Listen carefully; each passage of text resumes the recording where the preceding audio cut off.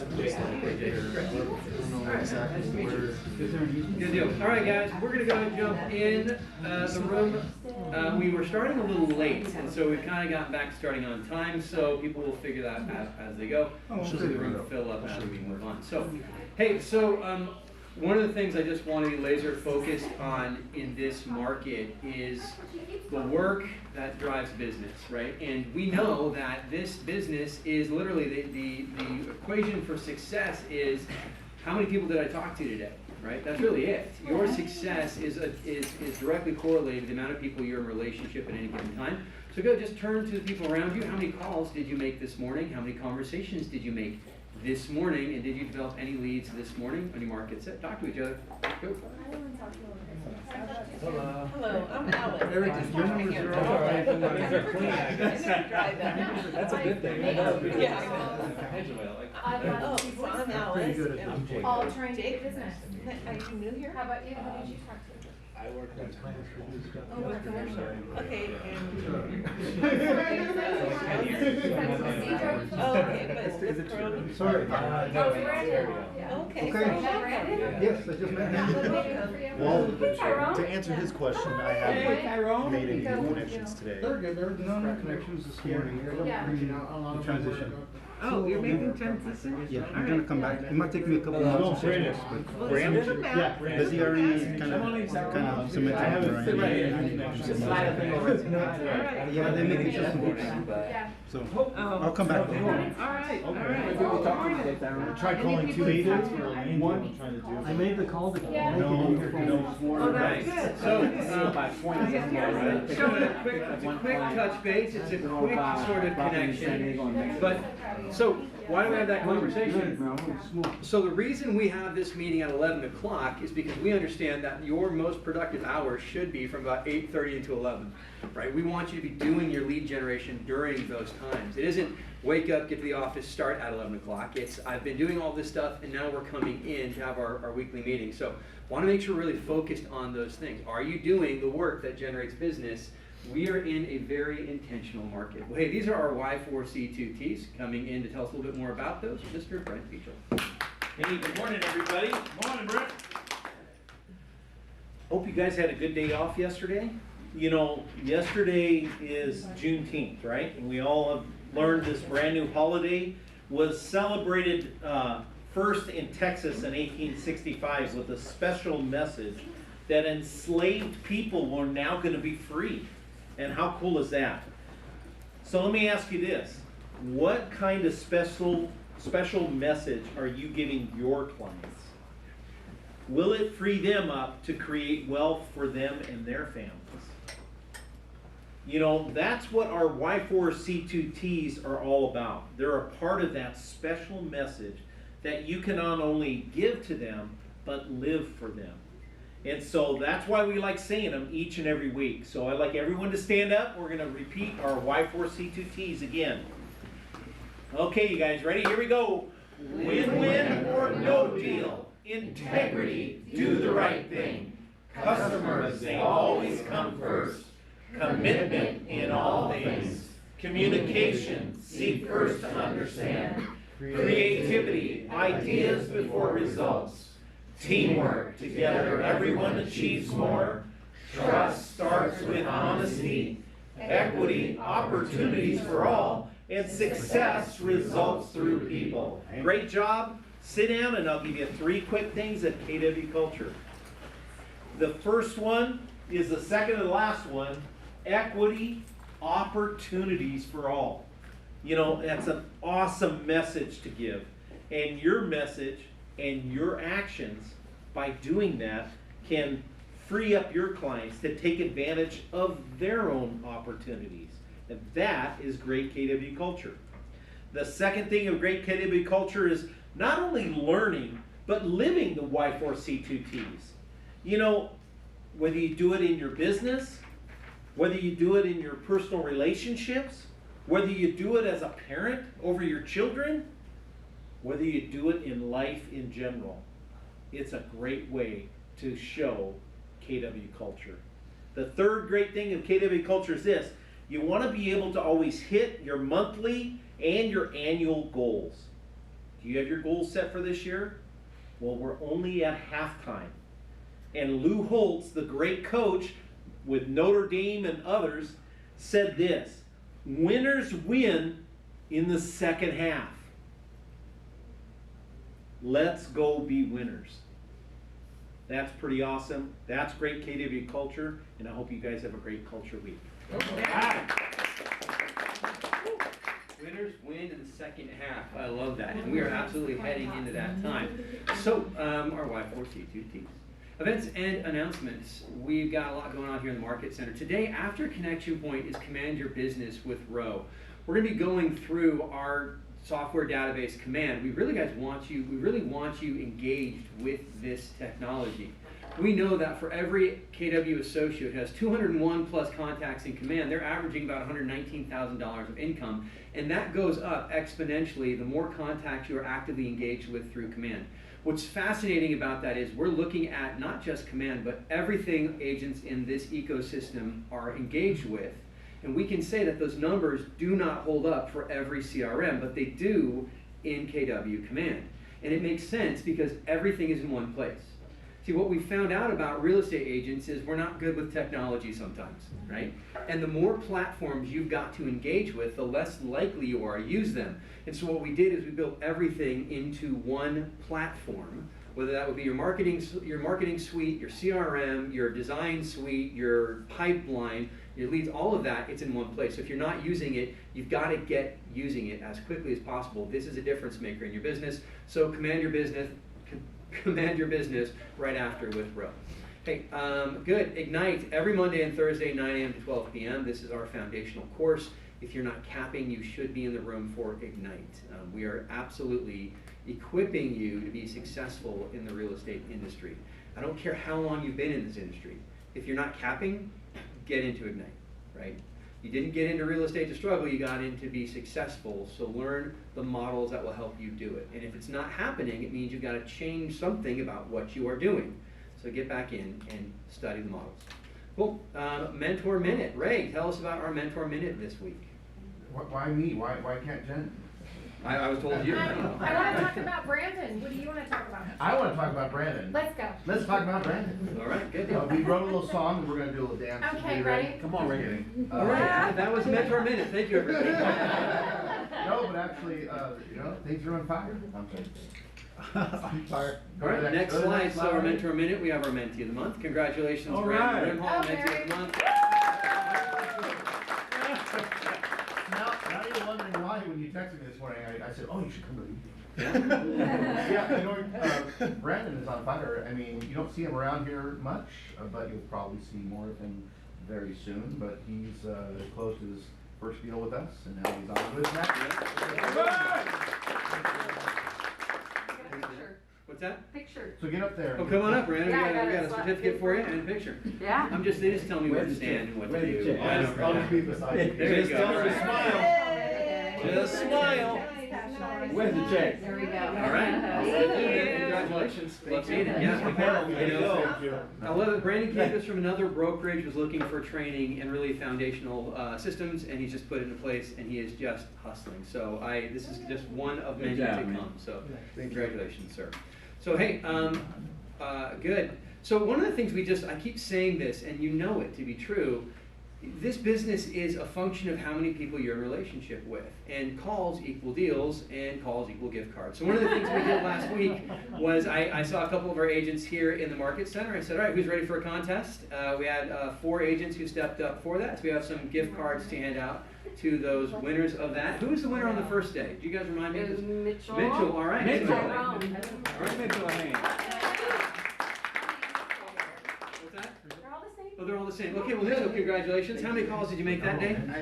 I talked to 7 people that day. 7 people, and that was 7 in an hour and 15 minutes. Yes. All right, good deal. So congratulations on that. And then the next day, how many did you talk to? Oh, I don't remember. All right, give me that gift card back. All right, no. All right. Good deal. And then Tyrone, I believe you were part of that as well. Come on up, Tyrone. Hey, Tyrone!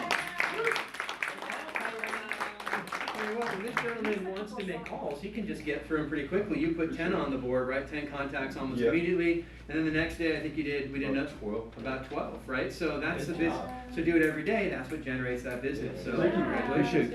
Also playing along with us, we had not currently part of our brokerage, but coming back, I'm told, Isidro Ruiz. Isidro, why don't you come on up? Isidro will be back with us very soon. Congratulations. Played along for our calling contest. So Welcome back, Brandon. Looking forward to building that Welcome pipeline. back. Is there anybody else that Carla? I don't. Carla was on, yeah, she was there, but she's Why? not in the room, is she? Oh, Yeah, wait, I'm no, here right she is, here. yeah, come on up, Carla, yeah. And again, Carla on day 2, part of our Ignite class contest, so we got some gift cards for you. So, how many contacts did you make that day? I made 7. 7 contacts, I think you only had about 45 minutes to do it, and it was Yeah. pretty quick, so, all right, good deal. So, Thank you, thank you. hey, we're just gonna keep doing this. I wanna see you here, right? I wanna see you doing the work. We are not, as creatures, we were not meant to be solo. We are communal creatures. We do better in community. So come and leverage that for your growth. Isidro, you had something to say? Sorry, I didn't say this one was up there. Because I made the calls that I made, I'm taking a land listing today. There you go. There you go. All right, so you never know when the next pop-up contest will be, so make sure you're getting in here. We'll be grabbing you guys and having those from time to time, so very exciting stuff. Cool. And that brings us to our new listings. So this week's Broker Blitz is a Wait. beautiful, yes? Oh, go ahead. Is a beautiful 5-bedroom, 5 bath, 3,700 square feet, $4,449,000 from Tanya Bambrook. And this is 1449 Ashton Lane, Riverside. Gorgeous home. That doesn't even look like a real picture. No. So this Friday, we're doing Broker Blitz at this house. Yep. So Friday at 12, you missed the slide, but yeah, either I'm gonna text you the address. So if you don't, I don't know what happened. There it is. I don't know. Social media blitz. Okay, Broker Blitz. Okay. No. Good. Nope, that's a class. All right. Well, hey, there's a social media class. I forgot to mention that on the 27th. So Didn't show up. there you go. June Go back one 27th. Boost your social media presence. David Borhat will be teaching that, and it looks like Rachel Martinez will be teaching. So there you go. So that is June 27th. All right. Good. Sorry. Back. Here we go. Cool. Broker Blitz. Oh. So yeah, the Broker Blitz coming up this Friday. Yes. So this is a great opportunity Look to how tell your beautiful. story, Yeah. to showcase an incredible house, to put yourself in that and reach out to your sphere of influence. Are we Yeah, and meeting it- there or here? I have no idea. We're meeting there We are at the meeting there? address at 12, and I'll text you the address. No And parking. if you ever, we usually do this twice a month, so if you have a listing you want to be part of the Broker Blitz, let us know, or let Tyler know. Yep, absolutely. Cool. Whoop, go ahead. 1449 Ashton Lane. Thank you. There you go, 14449. Just listed 3-bedroom, 1 bath from Leanne Sargent. This is 945 square feet, listed for $375 in Arupa Valley. That will not Perfect last little starter home. long. Absolutely. Starter home or start an investment property. One of those things, yeah. So, and that actually, 3 bedrooms, that could pencil. So yeah, talk to Leanne for more information on that property. Good deal. We've got a 5-bedroom, 3-bath from Rose Serta. This is in Highland, California for $795. Talk to Rose for more information. She wanted me to say, very motivated sellers. The people who lived in there, they already are in escrow for another house. So, and it's very clean. It's ready to go. All right, So- built 2012. Coming soon from the Kevin Allen team, 2 stories, 1.5 baths, 4,000 square feet, $388,000. This is located in Grand Terrace. Talk to Kevin for more information. Or buy Leanne's little house. Yes, exactly. So you It's a got, better deal. I know. Well, depends on neighborhood. You know, you gotta take all those things in. So. You can't say it. Hey, so one of the things we wanted to be able to do is just continue to help you guys be the best of the best in this industry, and one of the ways you do that is understanding every step of the process. So today we've got Levi Mateo from Real Estate Appraisals. He's going to be going over the appraisal process with us. Did I say your name right, man? Yeah. Okay, good. I want to say Levi, but you said it was Levi, right? Yes. Levy. All right, there you go. So come on up, and he's going to take us a little bit through the appraisal process before we get to. All right. Thank you. Minus $20,000. So my name is Levi Mateo. I'm an appraiser in the Riverside area, but I pretty much do all of Southern California. Thank you so much for having me today. I'm just going to talk about what I do in the appraisal process, give you guys a better understanding things that you should do, just going forward. So next slide. So introduction. So I'm just going to talk about like the importance of the appraisal process and determining like true market value for the properties, how appraisal process works on my side, how to choose comparables, what to include in your appraisal packet. Some appraisers, I call myself like the new wave appraisers. Some appraisers do not like you guys to approach them with comparables or packets. For example, my mentor is very by the book. He's like, I know how to do my job, I'll do everything myself. I'm more of the type of person, if you guys have it, more information for me, so just bring it. But you can kind of gauge that when you meet the appraiser at the property. Let me ask you, Yeah. so are you saying it's okay to give you a packet, but you don't need us to go over stuff of, here's this one, here's that one, it just provide you with a packet that says, hey, here's some to look at if you got them or not? Yes, so when I go to a property, when I call the person for the inspection, I'll schedule an appointment. I always tell people, if you guys want to bring any information about the property, any comparables you want to bring, feel free to bring it. I run it through my own criteria, and then we go from there. I always say it's better to bring it than to later down the road you're like, oh, why did you use this one or this one? I feel like you guys know more about the property. You guys have been working with the property for months, or hopefully not months, but you know more about the property than I do coming in day one. So I say feel free to bring it, but just kind of gauge where the appraiser is. There's some appraisers that come in, they're like, hey, stay outside, I'll do my thing, and then I'll leave. But I'm more of, I told him coming in, I don't have coworkers. I work alone. My only coworkers are my 2 kids. So those are the only people I interact with on a daily basis. So when I come to a house, it's a good time for me to like conversate with people. So hopefully that answered your question. Yeah, no, I mean, again, not to disrupt you with what you're doing, just providing you with a packet and saying, hey, here's some information in case you need it. Yes, yeah. Okay. And then, so now I'm going to like qualifications and licensing. So I'm a certified residential appraiser. So the education level that I have is I had to get 150 hours of coursework. I have my bachelor's degree, and then, so there's different levels. There's licensed level, there's certified level, and then there's general level. Certified is what I have, and I'm allowed to appraise all properties, all residential properties, and light commercial. That took me 200 course hours plus my bachelor's degree, and then 1,500 hours of shadowing within, it has to be more than 12 months. And then obviously passing the state board. Pretty much responsibilities of the real estate, or my responsibilities, I go to a property, inspect the properties to gather relevant information. That information is the interior of the home, the exterior of the home, me researching public record, property history, transaction history, all that stuff. Going into analyzing market data and trends. That's where I'll analyze what the market is doing. Last year the market was hot. Seems to have cooled down a bit, but that's where I analyze where the market is. It slipping in some areas? Is it booming in some areas? So that's when I'll analyze that stuff. Then I'll start determining property values using established methods and techniques. Those methods I'll talk about in a few slides, but there's different techniques I use to get market value. And then I prepare the detailed appraisal report. Every report I turn in has a detailed report of how I got my adjustments.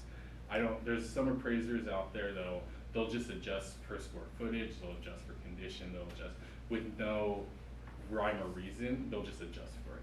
What I do with my appraisals, I'll adjust for it and say how I got that adjustment.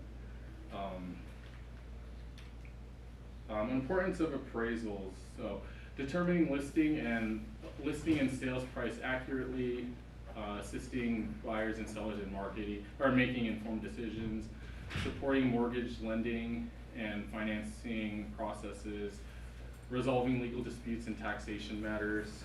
So that goes into like tax appeals, divorce appraisals. I don't just do lending appraisals, I do all private appraisals also. So if there's divorces, estate planning, probate, bail bonds, any types of appraisals, whether it deals with property, I take care of it. And then I provide an accurate market value for properties in many different applications, and obviously an unbiased opinion of value.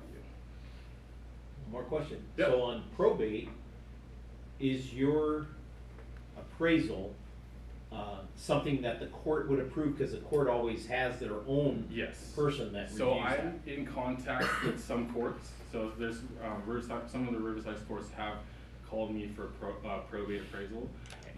If I've had a case where the person that passed reached out to me and they needed to know the value of the home prior to the probate, and then I take care of that too. So it's obviously you have to pay for that, but it gives you a good checks and balance on where their probate appraisal is. Right. Appraisal process. The appraisal process involves a thorough examination of the property, including its condition, location, and market trends. Appraiser uses various methods to determine its value and methods. So when you guys have an appraisal done, more likely than not, probably 98% of the time, it's going to be a sales comparison approach. That's when the appraiser compares the properties, all the characteristics of the properties to recently sold sales. There's also going to be a cost approach there. It's where they estimate the cost of how much or how to replace or reproduce that property.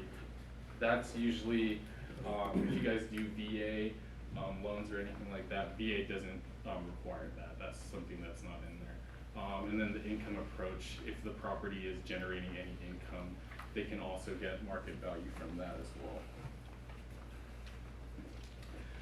Factors that influence value: location and neighborhood characteristics. So this is, let me talk about this more. So neighborhood and location is probably the #1 thing that affects the market value of the property. Whether it's gated, it's in a master plan, school district, zoning, adverse locations. When I talk about adverse locations, if the property is back into a freeway, or if the property is located on a busy road, anything like that, those are adverse locations. Property condition and age. So that's talking about like the age of the property, but that's also case by case. So I've seen older homes that are fully renovated, and I've also seen newer homes that are outdated. So I would compare most of my properties in the same condition, whether it's new or like they have an upgraded kitchen, updated bathroom. Those are what I'm going to compare to. Supply and demand dynamics, that's like marketing time and like seller's market versus buyer's market.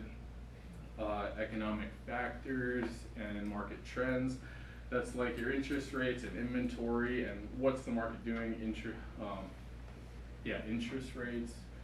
Several factors affect the property's value, such as its size, age, amenities, neighborhood, and recent sales of comparable properties. And then going to the next slide, characteristics of comparable. So what I look for in my comparable. This is all opinion. This is how I choose comps, and this is how I was taught to choose comps. I've talked to multiple appraisers. This is what they do. So this could give you a better understanding of what comps you guys should be providing for the appraisers if you do feel like you need to give them comps. So, yeah. Do you even look at those? Comps? Yeah. Your guys's? Mine. Yeah. How about your friends? Do you have any appraiser friends that say, you know, I accept it, and I smile, and then I throw it out? My mentor is like that. I'll tell you point blank, my mentor is that person. Because I've had both where like, oh, thank you, and I knew he crumpled away right away. No, I always say, you guys know more about the property than I do. I literally will be in the property 30 to 45 minutes. So when you guys give me comps, I'll run it through my criteria, and if it falls in that criteria, I'll use it. So, yeah. One important thing is, I met with an appraiser about 3 weeks ago on my property, and you made a great statement that you do an unbiased opinion. He specifically stated to me, when I appraise property, I appraise it for its face value, no matter who's living there. Yes. He also stated to me that there are a lot of appraisals that are in appraisal are biased. And the HUD secretary, which is a female, making sure that all the appraisers are trained the same way to have an unbiased opinion of their property, no matter who lives in that property. Correct. That's how you're being trained. Yes. Okay, I'm- That's all, so that was a guideline that was put out, I would say last year that we Correct. have, yeah, the bias course. So we take that course every 2 years. Yeah, but the reason why I brought it up, because last year, at that same time, the housing secretary, someone appraised the property in Oakland and made the property was valued at 1.2 million, and the appraisal came in appraised it at 800,000. They had to go back and get a second appraisal, and then that's where the housing secretary came in and got somebody else to do appraisal, because the person wanted to refinance that property, and then reappraise it at its face value. Right.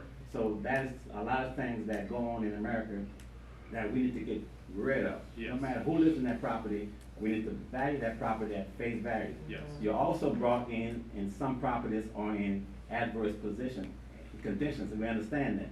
However, I want to Adverse make sure conditions that when as- that property is appraised, it should be appraised at its face value. Yes. That's all I want. Yeah, so when I say adverse conditions, the only adverse things that I see is if it's backing to something like noise level, being back to a busy street, stuff like that. There's nothing that I'll ever talk about, like, there's words that we don't use, like, oh, this is a house that's in a, what do you call it? This house is or people wanna move to this house because it's in a gated community, stuff like that. We can't factor in how much that gated community is worth more than something else. If I'm comping a property in a gated community, I'm gonna use comps in that gated community. And then, so adverse location is like, if you're backing to an airport, that could be an adverse property characteristic. So, to answer your question, yes, I'm not gonna say there aren't biased appraisers out there. I'm just speaking for myself that I come in as unbiased as possible. I'm just curious, because sometimes I show property and they're right across the street from a cemetery, which is not gonna have noise, it's gonna be very quiet then. Right. But on an appraisal, is that considered not right? So if I can quantify an adjustment that property fronts to the cemetery and another property sold next door that also fronts, and there's if I can quantify an adjustment that it's sold less than, that can say that property is less, or valued less than a property that's 2 blocks down the street that doesn't have that same front. Does that make sense? No. No. So, Okay. I'm just saying what maybe some people are thinking. So again, cause it happens where you're either fronting the cemetery or you're backing the cemetery, especially in downtown Riverside. Right. So is that considered a price adjustment? If you can quantify it. So like, let's compare something. So you have your property that fronts to the cemetery, Mhm. right? 6 months before, the next door neighbor sold, and then that property also fronts to the cemetery. If I pulled a comp 2 blocks down that didn't front to a cemetery, Mhm. but sold at the same exact price, that justifies that there was no adjustment for that cemetery. But if that property 2 blocks down the road sold for $10,000 more, you can quantify that fronting to a cemetery is a negative $10,000 adjustment. Okay. One more question regarding airports, freeways, and train tracks. Mhm. How many blocks away from the freeway or a train track do you not do a deduction for noise? So that's also, it all depends. So if my property is backing to a railroad track or backing to an airport, and then I use a comparable that also has that, and then I use another comparable that doesn't have that, and there's no adjustment, if there's no difference in property value, then there's no adjustment. Okay. You have to I have to be able to quantify every adjustment that I make. So I can't just be like, oh, it backs to an airport minus $25,000. I can't do that. I have to. So when you quantify that, is there a written report that states that is quantified in that report? Yes, so I'll do a paired data analysis. So I'll Okay. compare that property to another property that didn't have that airport, and if there's a quantifiable adjustment, that's what it would be. And then I do a paired data analysis between multiple properties. It's not just like one property has this, one property does not. It's just multiple things. Yes. Okay, so what about in the number of bedrooms? Let's say that, do you do any adjustments? Because I had one appraisal and some of the comparables that they used, my listing was 4 bedrooms and they used comparables to 3 bedrooms. Okay. So I can't speak for that appraiser, but what I do is I usually adjust at the square footage level. If a property has a 3-bedroom plus loft, I think that is as marketable as a property that has 4 bedrooms. Okay. Yes. Yeah. First of all, you're very brave to be sitting in front of a bunch of agents. First of all, but my question is, do you take in consideration cash deals that close versus financing deals? Because usually cash deals sell for a little less because they usually get a little deal on the property. Does that affect, the comparables, and are you able to see what close for financing as opposed to cash? Yeah, I see all the financing. Like I can see if it's a cash, I can see if it's conventional, VA, all that stuff. I don't see that much of a difference, but I always like to, if the loan is conventional, I usually like to stay in conventional. If it's a loan of FHA, I usually like to comp it out to other FHA. Yeah. So, Go ahead. so I had a listing and the buyer's agent called and said, my buyers want to be there, they want to be involved with the appraisal since they're paying for the appraisal. How would you answer that? Me personally, or like, would I let them be there? Well, Is that what you're asking? yeah, if just my buyers want to be involved with the appraisal, Yep. what might you say in response? Yeah, you can be there. I don't ever, the thing is, I don't ever let anything affect what I do and how I run the appraisal. If the buyer wants to be there, if the seller wants to be there, by all means be there. And so, but what if they, I'm just asking, what if they follow you around and why are you doing this, and then will you take all the time that you need to tell them and to explain that to them? Like, what are they questioning though? Are Well, they questioning? that's the only information that I had. Yeah, And you I'm see that just we use wondering- gold nails here. I know. That thing is not strapped right, right? Yeah. Oh, no, it's strapped right. Yeah. And so, that was a touchy question, because when I asked the agent, well, what does being involved mean? Because, some appraisers are like, if you talk to them, they're like, I could leave right now, Yeah. and so I guess it depends on the appraiser. What would be an ethical way of handling that situation? I always, when I go into a property, I let them ask the questions that need to be asked. If they ask me questions that I can't answer, I'll tell them, sorry, I can't answer that. And usually the buyer is not the client. The client is the lender. So when they order the appraisal, yes, they're paying for it, but at the end of the day, the person that I'm working for is the lender. So they can be there all they want. It doesn't affect me. Okay, so you wouldn't shoo anyone off? But some appraisers do. Someone, yeah, someone. Someone tell you to wait outside. Someone be like, hey, I need you to wait outside. Let me do my thing.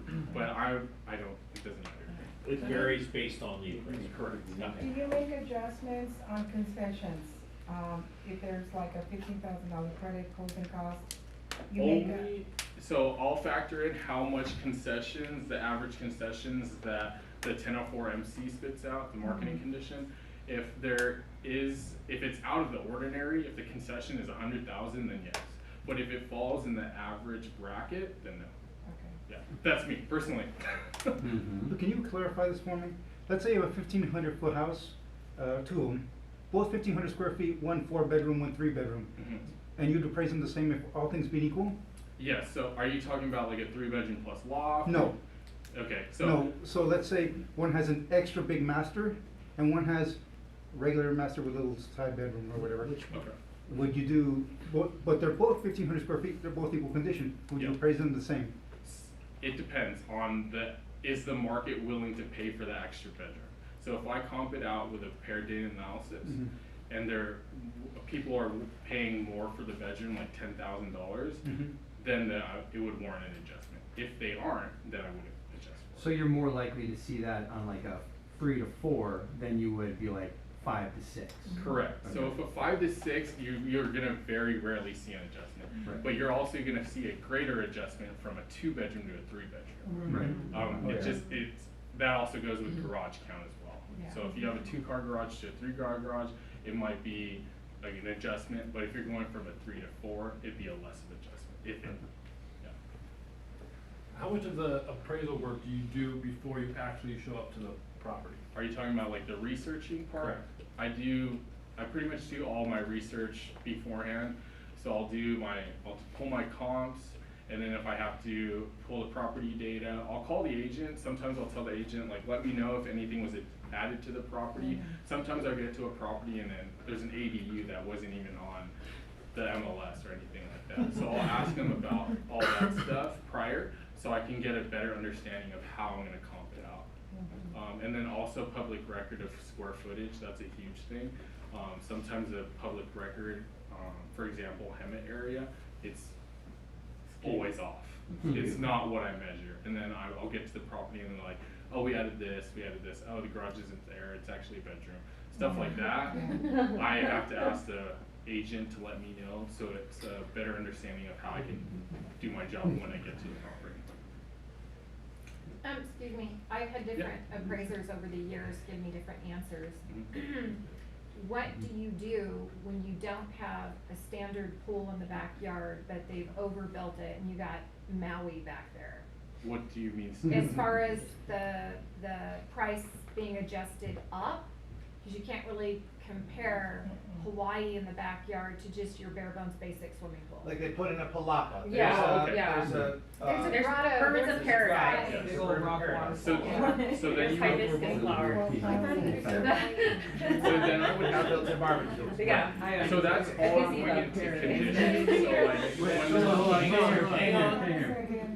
so that goes all into condition, right? So you're gonna have a pool that is a spectacular pool, has a water slide, has a water feature, all that stuff.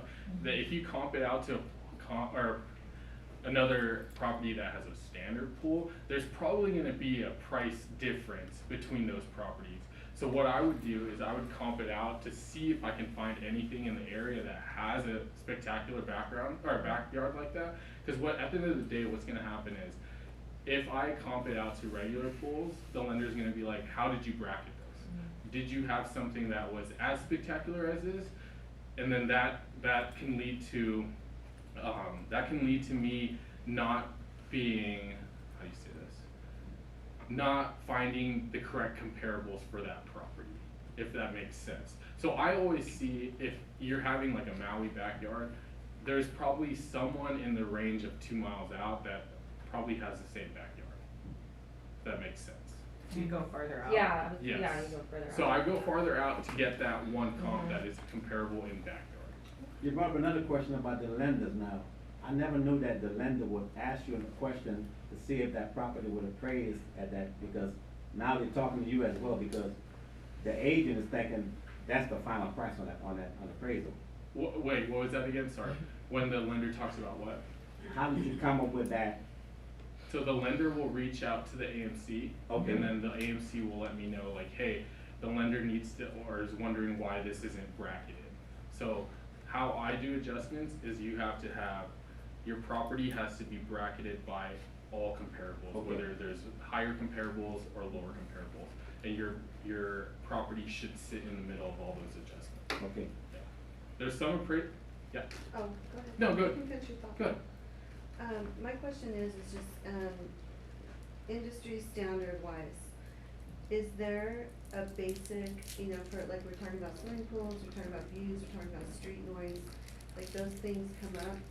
I've had an appraiser go in, this view's $25,000, another appraiser will say this view's $10,000.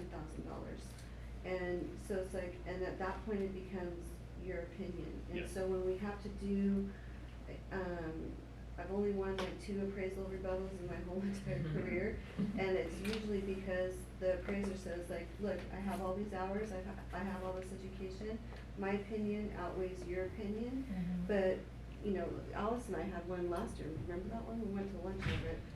She had a property appraised for $530, I had the exact same property with even a better pool, mine appraised for $495. And it's like, and so the adjustments were just massive, and it's like, you cannot argue with that appraiser's adjustments in their opinion. So is there like an industry-wide standard of, this is what views typically get, this is what street noise typically gets, this is what a run-of-the-mill, 1962 swimming pool that still has the diving board gets? There's compared to no non-pool. set adjustment. So it's just your opinion, and It's you can't our really. opinion, but we have to back our opinion. So if I say a pool adjusts for 30,000, they're gonna question how I got that adjustment. And it's my job to give you guys factual data to support that adjustment. If I can't, then that's fraud. Right, well, and it usually comes down like on appraisal rebuttal, where things are like, this guy was out to lunch, like, there's no way that it could come in this low. Right. And most of the time appraisers are fair, but every once in a while you're like, good lord, what was he thinking, And but it's like the hardscape. Okay, well, this one has a vinyl fence, this one has all block walls, they have retaining walls, they have, all this concrete work that they just did like 6 months ago. Doesn't matter, that can all be ripped out tomorrow, it's what the land value is. I'm like, no, that has to have some value, but they give no value. And that's their opinion, that all could be removed the day after we close escrow, and so I'm not giving you any value for the $60,000 worth of concrete work that you just had done. Right. There's no place as an agent, and sometimes even the lenders, because we work hand in hand with the lenders, like, the lenders are really, really good at going, what were they thinking too? And most of the time the buyer is agent and the lender is just going, this just doesn't make sense. And you go back, and at the end of the day, it is what it is. So is there any advice? We can give a packet, we can give, like, hey, they just did 60,000, here's the receipt. I even provide receipts sometimes, like, hey, these are all the receipts, they just have this done, this is the invoices, like, this was what they just did. Right. And if the appraiser gives no value to that, or you have an appraiser just like, thank you, in the trash can, and which they don't have to talk to us by law, you don't have to communicate with us, so it's like, right. But if they will talk with us, is there any advice as agents, since you're here speaking to us all, and you're being very kind, because we've all had experiences, I'm sure, in the room, is there any advice that you could give to us, like, if we see something that we just see as extremely unfair, or the lender does, what is the best way to approach your opinion on what you just did? If I was an agent and I felt like the seller put in X amount of dollars into the backyard, I would find a comp that had that similar backyard, and if it was a higher value, then you can use that as your rebuttal, and then you can question that. But at the end of the day, if that appraiser was like, hey, my opinion is what matters, that's on him or her. It truthfully is what they say at the end of the day. But I always take into consideration, if you guys have a rebuttal, I take the time to actually look at your guys' comps and wonder why I didn't use that or why I did use that. And then I'll either include it into my sales grid if I feel like it was warranted, but if it wasn't, then I'll give you an explanation why I didn't use it. Yeah. And I mean, I understand, like, you don't have the, if you always not cave, but if you always like, oh, that's a good rebuttal, I'm gonna go ahead and adjust it, and you do that over and over as an appraiser, then eventually the lender's just gonna go, this appraiser doesn't know what he's doing, because he's like going ahead and accepting all these rebuttals. And so it's like, I know that some appraisers just like, nope, it is what it is, because they're trying to keep their relationship with the lender, even if they're off.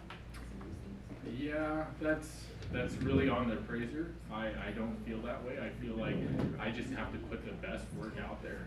It doesn't matter to me if people make mistakes.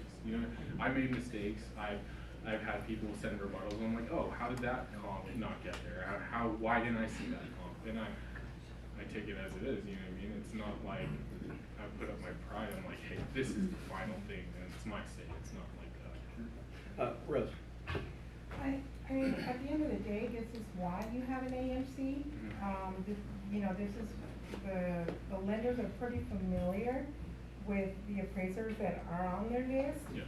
So, I mean, even a rebuttal, will probably, maybe not might do anything to that one specific appraisal, but it alerts the lender, and it kinda gives the lender an information as to, okay, well, maybe this appraiser didn't use all the factuals, so. Yes. It doesn't go on, you know, Unheard. on. And it's all like a So, checks and balances. it's not like in the days, back in the days where, you know, the appraisers had no, there was no control over the Right, appraiser, so. right. You know, I think it's better now, it's very rare, I've had to rebuttal, like, two in all my years as well. But, you know, for the most part, I mean, they all have to follow, you know, the standard. Correct. I just didn't know if you had more slides. that you I wanted just to- had, no, pretty much just going to how to prepare. This is real quick, access to kitchen, all rooms, bedrooms, bathrooms, access to garage, basements, ADU, etc. Make sure that, this happens a lot, make sure the water heater is double strapped, or else I'm gonna have to come back and check that. Every time. CO2 smoke alarms installed and in working order. I don't wanna see CO2 alarms that, or CO alarms We're that. still in the box? Yeah, in the box, and they're like, hey, Yeah. can we just plug it in? No, I'll have to, or batteries hanging out. Make sure that's closed and make sure the green light's on. Double check, number one thing, double check your due dates. We don't know your guys' contingencies. So if you guys have contingencies, appraisal waivers, all that stuff, contingencies, we don't go by those due dates. So let the AMC know, or let the appraiser know we need to close at a certain date, and then we'll be Oh, able that's to, good. yeah. So I've had multiple times, they're like, hey, the due date is next Friday, but we need to close by Wednesday. Yeah, let the AMC know, and then we can get a rush on it. That happens more often than not. Don't you get a copy of the purchase contract though, when you see that on the purchase contract? Yes, but sometimes the AMCs, what the AMCs do, more than likely, they'll give you a week. They'll give the appraiser a week, and then sometimes my schedule's booked, and then when I call the agent, they're like, hey, I need this in at a certain day, and then I'm like, okay, we'll reach out. I can't change the due date, you know what I mean? So call the AMC or call the lender and let them know, like, hey, the appraiser's coming out, and then they're not gonna get the report in by X date or whatever. Just, it's a better communication with us and better communication for you guys to close your deal on time. Pretty much, yeah, this is talked about that already. Other appraisal services that I offer, that's not lending. And any questions? We got a couple. We're actually coming to kind of a no time worries, stop, no but, worries. you know, the only question I had was other offers. You know, I've had appraisers say, did you get any other offers in this range or over this, or, so if I'm giving you a packet of comps, would it behoove me to either do like a breakdown of the offers that came in, or first pages, or do you just don't bother with that? I don't look at that because what happens is we're at an agreed upon sales price. Right. Right. Those offers don't mean anything because you guys didn't accept it. Sure. So it goes between two parties. So if Okay. an accepted offer is what's on the table, that's what I go by. Also, pending and active sales, I don't take them into consideration on market value since they are not closed between two parties. Right. So a lot of people are like, oh, this home sold for X amount, but it hasn't closed. Right. That has nothing to do with me. Okay. I do take those into consideration on what the market is doing though. Okay. Or if it has already an appraisal on it either. So if it's if I call the agent and say, hey, have you had the appraisal done on this property, and when do you plan to close? And if they plan to close within that week, and they've already had an appraisal, would you take that in consideration? not until it's a closed sale. Okay. So my sales grade is about 6 comps. My first 4 comps are my closed sales. My fifth and sixth comps are active and pendings. Those only determine what the market is doing. It doesn't have any effect So on the best what. thing you need to do is to extend the appraisal to the following week. Yeah. But, so you would look at it in terms of, is the market going up, is the market going down? Correct. So if we're bumped over the last sales price and you're seeing a bunch of offers going over or pendings that are over, you might say, okay, the market is going up, so I Yes. can factor that in. Correct. Okay. Yeah. Okay. All right. And I'll just leave this page up here. Here's my contact information. If you guys need any business cards, I do have business cards. We're good on time, or? No, I got like 10 minutes to get through my awards. So, Okay. Yeah, Yeah, okay, so, yeah. yeah. Thank you, man. I appreciate it. guys, this is part of being an expert, right? It's understanding what the other people who are involved in the process are doing, right? So I just heard, yeah, they sent him there, he's got a week. He doesn't know your timeline, so when I get there, to be able to say to him, hey, I don't know if they told you this, but we're supposed to close tomorrow, right? That might speed him up, or help him, or then he'll tell you, well, you gotta go back to this person. That's communication. And what we do is we're directing a symphony, right? We have to think of it that way. I am not just a solo actor. I'm directing a symphony of different people who are working together to get this closing done for the best outcome for my client and for the other side as well. And the more we can come in with that mindset, the more successful we will be and the better reputation we will have. So thank you so much. That was awesome. I really appreciate it. Well, hey, we've got some awards to hand out for production. And so let's take a look at our 2023 May Top Producers. In the category of Top Team Volume, we've got the Hungerford team, the Caring Realtor team, and the Jax team. And so come on up, Tyler and Susan, come on up.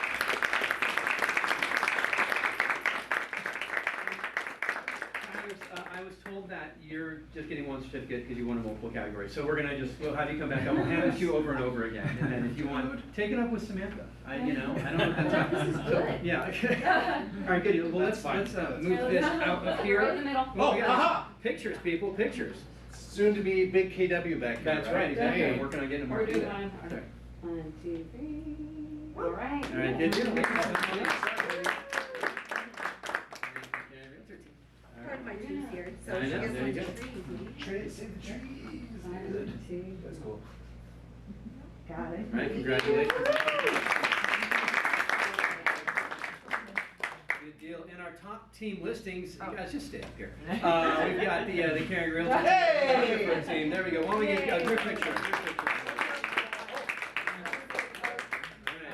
So there we go. Come on, let's do it. Here, Squeeze in. Your national certificate. Here we go.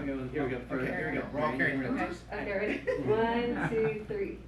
Got it. All right, good deal. All right, good deal. And then we've got, again, top team closings. Anyway, it's them again. I'll just post that with a different label, but congratulations. We love seeing you guys on the board. And then Tyler will get you more certificates. Thanks. Good deal. No, it's yeah. cool. I just need the one. All right, there you go. So 4 units for the Hungerford team and 2 units for the Caring Realtor team. Good, and then our top individual volume, Jules Farmer with $3,865,000, Christine Simonson with $2,094,000, and Leanne Sargent with $1,618,000. I don't see any of them in the back.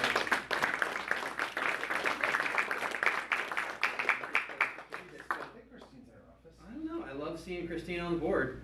It is fantastic to have her back up there. And Leanne, I don't know if you've been paying attention, but Leanne Sargent is on a tear.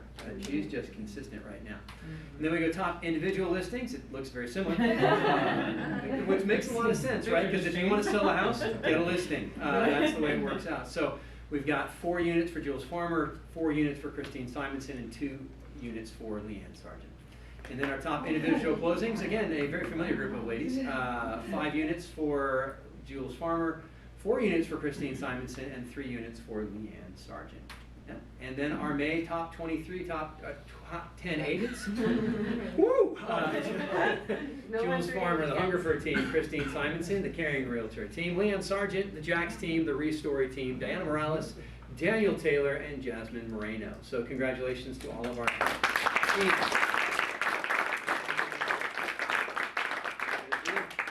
I guess that's all of our awards for the month, yeah? No, there's more stuff. Oh, and today's guest, Tracy, I have no idea how to say your last name. Salviati. Salviati? There you go. All right, come on. Yeah, Obisco. Yeah, there you go. All right, well, tell us a little bit about what's going on at KB Homes. Great, thank you. Thank you.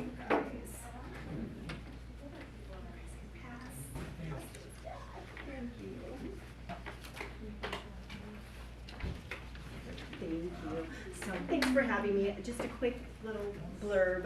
I'm from KB Home, and we have a new community that we're selling about 8 minutes from here off of Van Buren and Wood. It's called Obsidian. It used to be Madera. Madera sold out, and we have only 41 more lots available, and it's now become Obsidian. We just opened just about a month ago, and we've already sold 10. Wow. So there's only 30 left.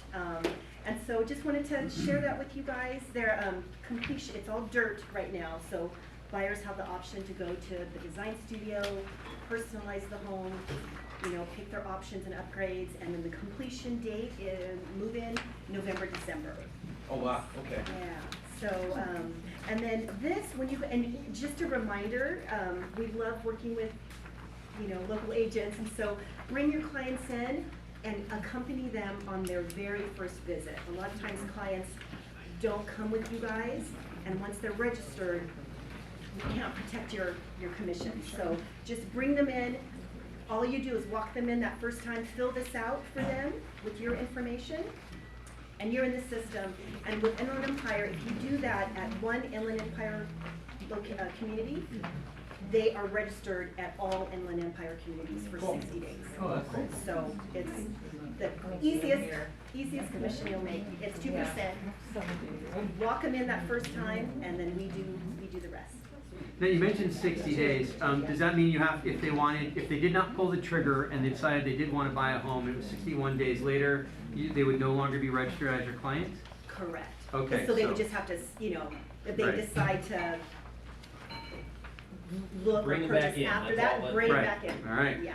So make sure you put that on your calendar. Are there any, what are your incentives? That's for buyers? Yeah, right, it changes week to week. This week, it's $8,000 in closing costs tied to using our lender, our partner lender, KBHS. Okay. So buyers don't have to use KBHS, they do have to get pre-qualified, but they are welcome to use any lender they choose. What are the current rates for KBHS right now? Right now, I think on a conventional, I think it's 6.25.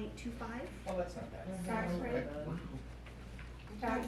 Next rate? Tax is 1.9, which includes the metal roofs. There's an HOA, it's 219. That's not bad. Yeah. Is it gonna have a pool and everything? It is not gonna have a pool, there's a park, and then they'll have access to the two Madera parks, the existing neighborhood that's behind it. That neighborhood has 2 parks, so you'll have access to those. Cool. And then the new neighborhood will have its own park, yeah. It'll have a little dog area, and then a tot lot. Cool. How large are the lot sizes? They are some of them are pretty large. Average is about 5,700 square feet. Okay. We have a couple lots that are 72 to 7,500.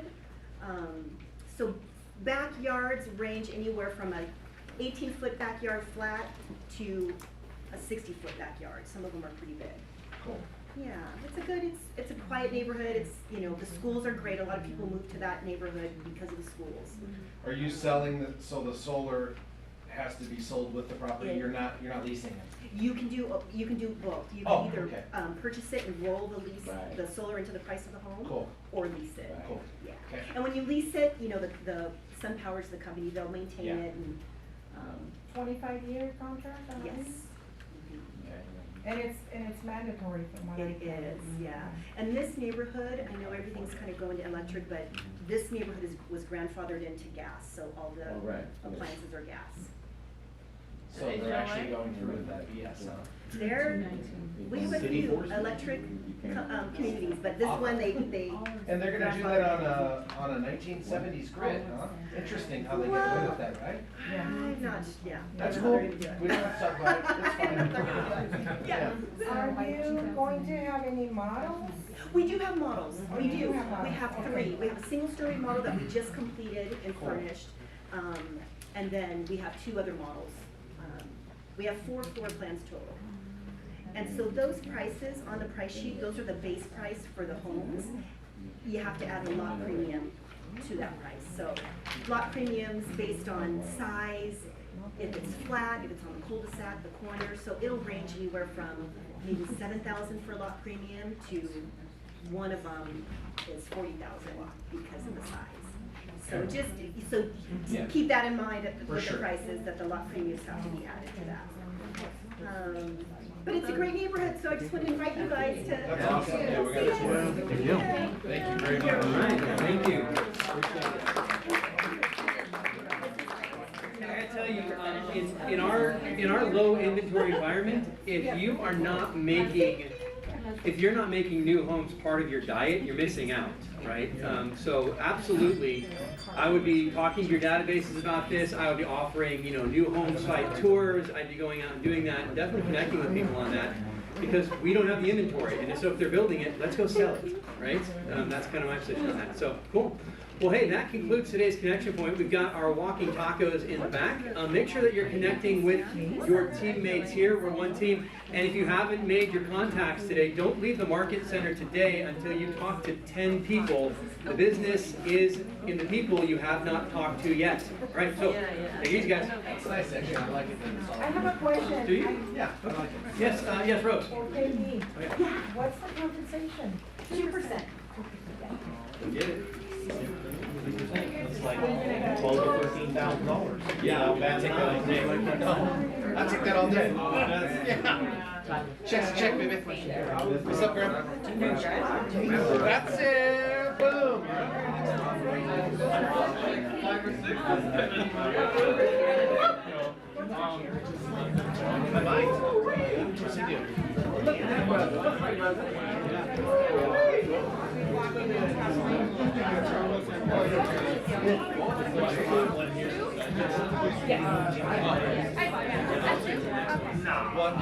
You're here. You're here for me. I just went 146. I did not have you. All right, we're hugging. He has the mindset and the winner. And I'm a big fan. Let's talk to Taco. You're not Chuck Lane.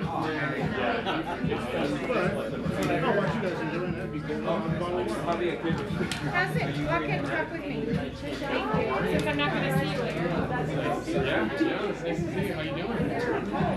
Hey, Robert. How you doing, bud? They're good. How's it going? Big money now, brother. Big money now, brother. Congratulations. We appreciate it, actually. Yeah. And I like connecting to it. It's great. What's up, dude? How you doing? We're good. It's hot. It's not hot.